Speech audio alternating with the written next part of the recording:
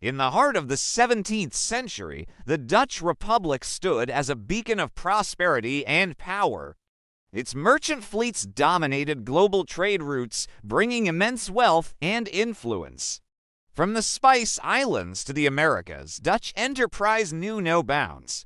Prosperous cities like Amsterdam and Rotterdam flourished, symbols of a golden age. But this very success bred envy and resentment among Europe's great powers. Beneath the veneer of peace, a storm was brewing, threatening to engulf the small, powerful republic. The year 1672 would become known as the Year of Disaster, a crucible for the Dutch nation.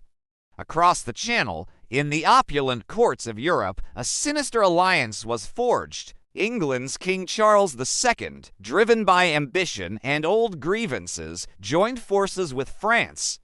Secret diplomatic meetings sealed the fate of the Dutch Republic. The Treaty of Dover, a pact of aggression, aimed to dismantle Dutch power.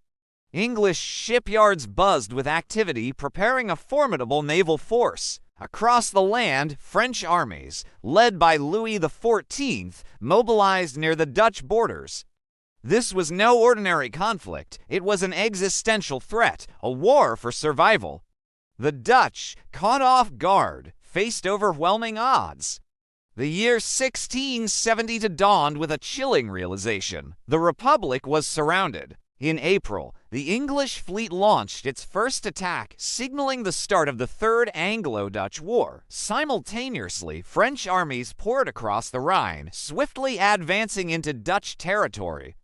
The speed of the invasion stunned the Dutch, who were ill-prepared for such a coordinated assault.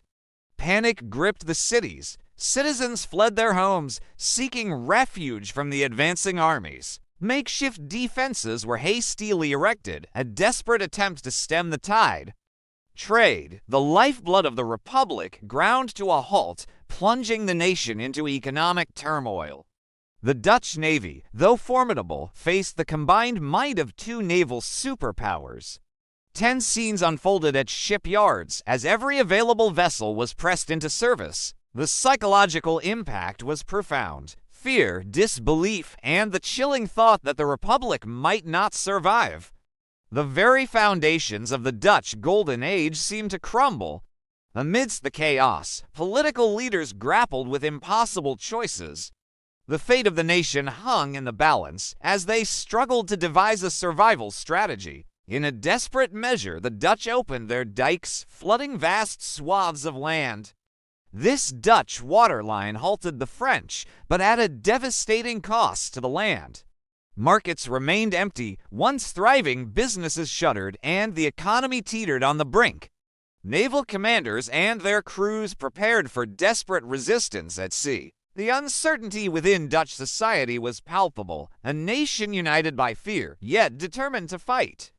The year 1672 closed with the Dutch Republic battered, but remarkably unbroken. Fleets prepared for future battles, leaders and citizens facing an uncertain future. The year of disaster was a crucible, forging a new determination. It was a year of immense loss, but also the beginning of a fierce struggle for independence.